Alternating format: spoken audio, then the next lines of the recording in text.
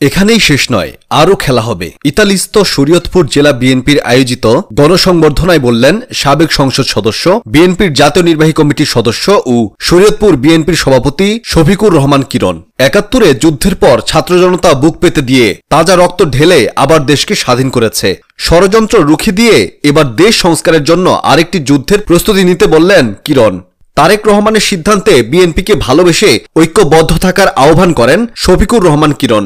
এখানে দেশ সংস্কারে প্রয়োজন নির্বাচিত সরকার। সভার সভাপতি ও ইতালি বিএনপির সাধারণ সম্পাদক ঢলি নাসির উদ্দিন শফিকুর রহমান কিরণকে আগামীতে প্রবাসীদের সেবায় মন্ত্রী হিসেবে দেখতে চান।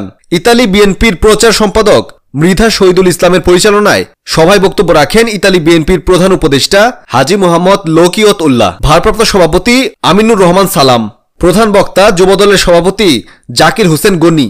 এছাড়াও ইতালি বিএনপির সহসভাপতি ও যুগ্ম সাধারণ সম্পাদক সহ রোম মহানগর বিএনপি, যুবদল, শ্রমিক দল, স্বেচ্ছাসেবক দল এবং জাতীয়তাবাদী বিভিন্ন সংগঠনের শীর্ষ নেতৃবৃন্দ ও বিভিন্ন প্রভিন্স কমিটির নেতাকর্মীরা উপস্থিত ছিলেন।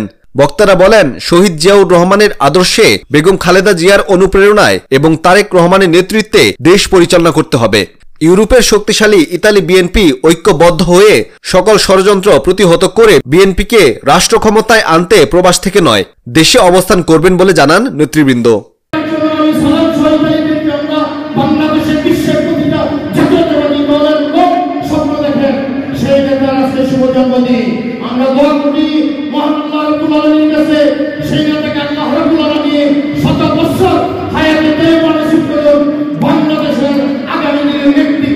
সুন্দরভাবে যেন পরিচালনা করতে পারে, সেই জন্য আমাদের প্রতিটা অন্তর থেকে তার জন্য দোয়া নিহিত রইল।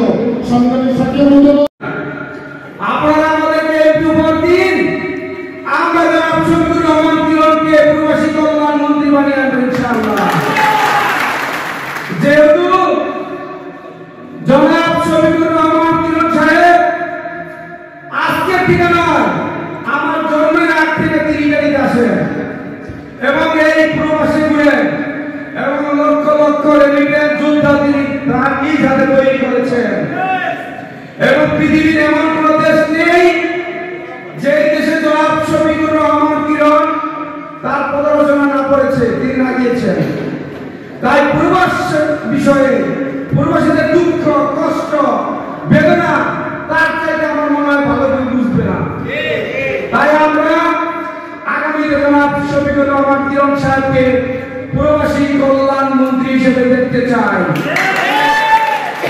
এটা শুধু ঠিক বললে হবে না, আজকে হাত উঁচু করে বলতে হবে, দল যাকে মনোনয়ন দিবে আমরা দলগত নির্বিশেষে নিজেদের ভিতরে প্রতিযোগিতা থাকবে, প্রতিদ্বন্দ্বিতা থাকবে, নিজেদের ভিতরে কোনো প্রতিহিংসা থাকবে না। জনাব শফিকুর রহমান কিরণ ভাইয়ের সামনে আমরা হাত উঁচু করে শপথ করুন, আগামীর এই নির্বাচনের সময় আমরা সকলে কোথায় যাব? সরাসরি দেশে গিয়ে ইনশাআল্লাহ আমরা আমাদের ইমানি দায়িত্ব পালন করে আনবো। আপনারা জানেন বিএনপির